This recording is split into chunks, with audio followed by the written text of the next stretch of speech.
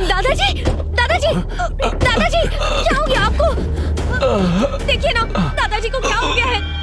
दादाजी, ये जंगली इलाका है, यहाँ पेड़ पौधे हैं, यहाँ सिग्नल नहीं है। मैंने तो पहले ही कहा था ताऊ जी बद्रीनाथ का सफर नहीं कर पाएंगे। मेरी सुनता कौन है? बॉडी ले जाने के लिए हेलीकॉप्टर मंगाना पड़ेगा। पहले मेरी बात सुन लेती तो ये नौबत नहीं आती।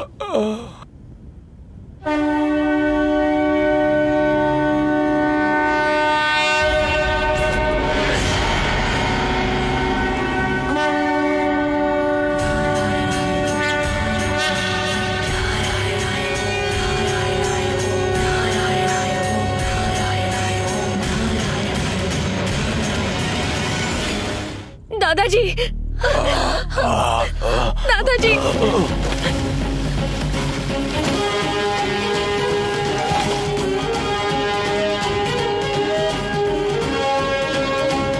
नमस्ते बाबा। खुश रहो। दादाजी, दादाजी। ये सुपर हीरो कौन है? क्या हुआ? क्या हुआ है? पता नहीं अचानक इन्हें क्या हो गया, कोई जवाब ही नहीं दे रहे।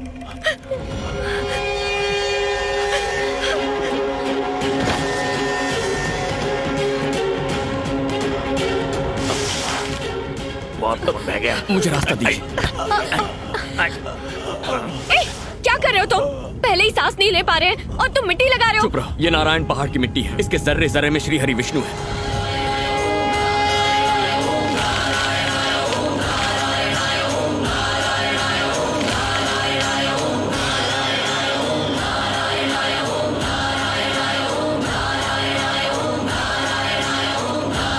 रास्ता दीजिए, हमें आने दीजिए।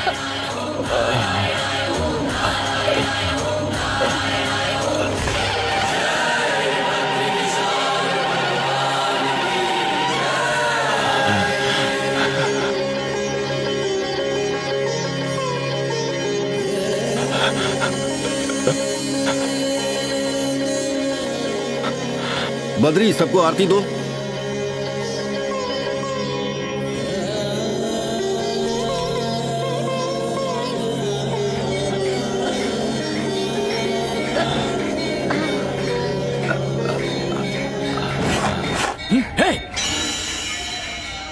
बद्री, खत्म कर इसे।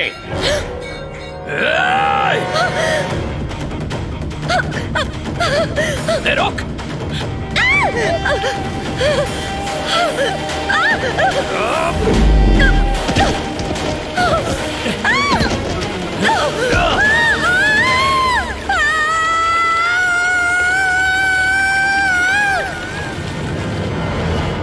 स्वामी जी, मेरी पोती नादान है, उसका भगवान में यकीन नहीं। आप उसे कहकर मेरी पोती को बचा लीजिए।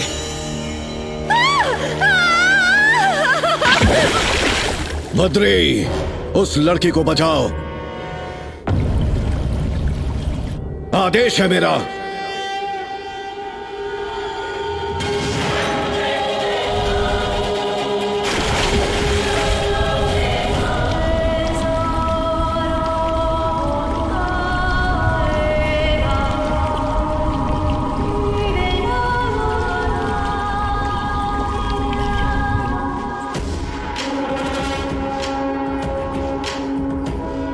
अरे वाह, चमत्कार पे चमत्कार। चुप करो बिटिया अलकनंदा। बद्री। जी गुरुजी। जिस लड़की को भगवान के प्रति श्रद्धा नहीं है वो यहाँ नहीं रह सकती। वापस जाने को कहो इसे। और इसने जो पाप किया है, प्रायश्चित के रूप में इसे 1 लाख दिए जलाने होंगे। 1 लाख? बाप रे। 1 दिए के बदले में 50 चलेगा, 100 भी चलेगा, 1000 भी चल सकता है, लेकिन 1 के बदले में 1 लाख दिए, ये कैसा इंसाफ है? मैं चुप। ठीक है। देखो, दिल से जलाओगी तो जलेंगे, लेकिन दिल में श्रद्धा ना हो तो ऐसे ही बुझते रहेंगे। श्रद्धा से कैसे जलाएंगे? माचिस से जलेंगे। नहीं जलेंगे। ओम नमो नारायणाय ये अष्टाक्षरी मंत्र मन में पढ़कर जलाओगी, तभी जलेंगे। क्या कहा? एक तो 1 लाख दिए जलाओ, ऊपर से 1 लाख बार मंत्र पढ़ो, ये इससे नहीं हो पाएगा। करना ही होगा। हाँ तो करवा लो। जला कर दिखाता हूँ, देखो।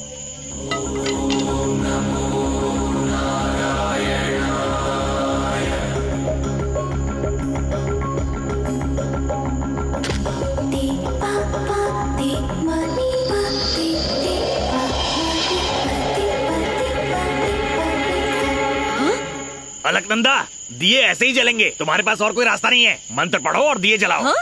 बोलो ओम नमो नारायणाय। तरीका यही है।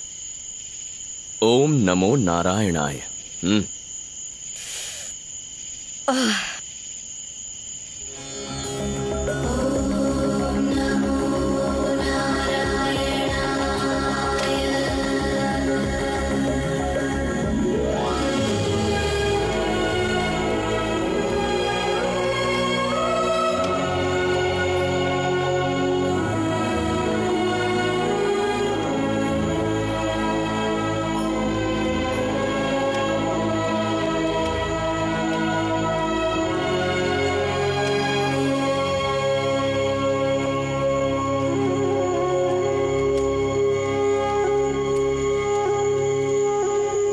अलकनंदा, उसे मत जगाओ बेटा, कम से कम आज की रात उसे भगवान के चरणों में सोने दो।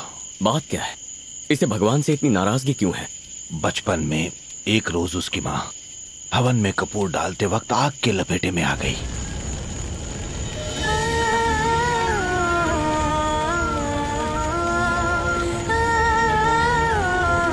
इस धागे से तुम्हारी हर बला, हर मुसीबत टल जाएगी। और ये खौफनाक मंजर उसकी आंखों के सामने हुआ था, इसीलिए अलकनंदा का विश्वास भगवान पर से उठ गया। ये जानने के बावजूद आप उसे यहाँ इस मंदिर में क्यों लेकर आए हैं? क्योंकि इस वक्त उसके सर पर खतरा मंडरा रहा है। सरकार की गाड़ी आ रही है।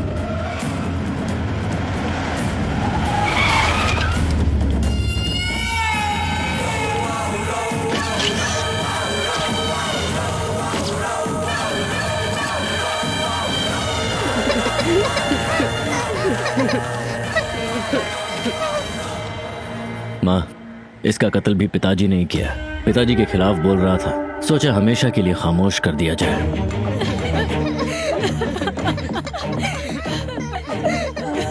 सरकार बाहर गए हैं। अंतिम क्रिया के बाद हमसे आकर मिलो। बिना वक्त गंवाए अंतिम संस्कार करो। बहन जी जरा रुकिए। मेरे पति जब जिंदा थे तब उन्होंने मुझे एक नसीहत की थी कि जब तक कोई बड़ा शख्स आकर मेरे मुंह में तुलसी का पान नहीं डालता तब तक अंतिम संस्कार नहीं करना। मैंने फोन किया था, बस आते ही होंगे। कौन है वो बड़ा शख्स? जेडी नायडू।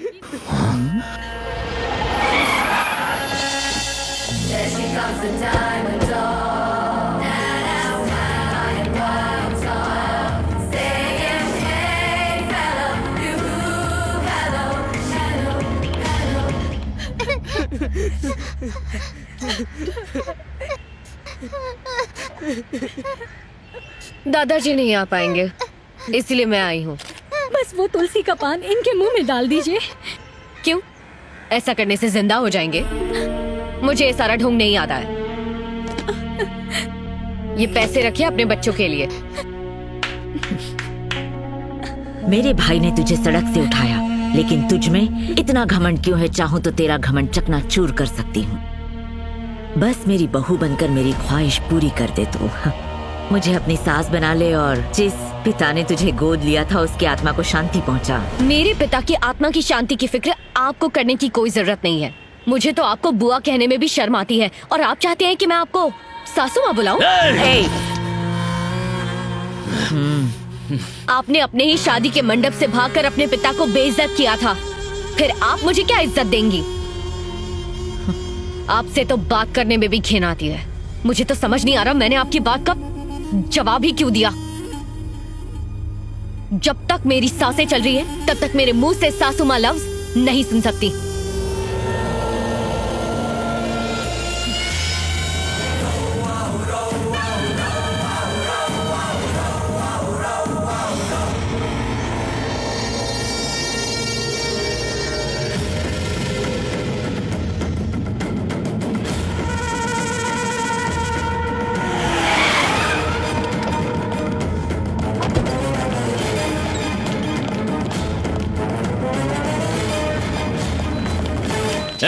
चला खोल।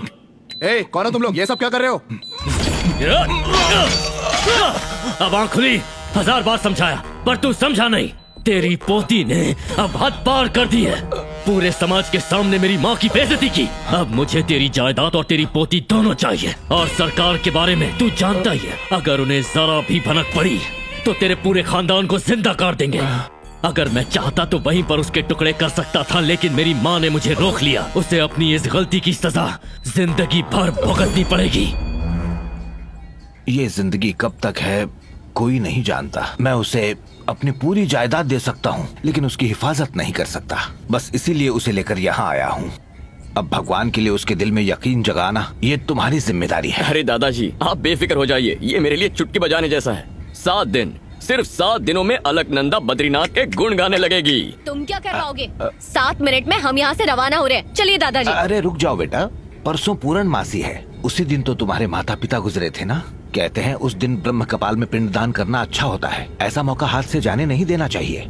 इससे उनको शांति मिल जाएगी बेटा। दादाजी, मेरा कहा नहीं मानोगी? अच्छा ठीक है, आप कह रहे हैं इसीलिए यहाँ रुक रही हूँ। इसका चेहरा तो मुझे पसंद ही नहीं है। हो ही नहीं सकता। इस गांव में बद्री के चेहरे से खूबसूरत कुछ नहीं।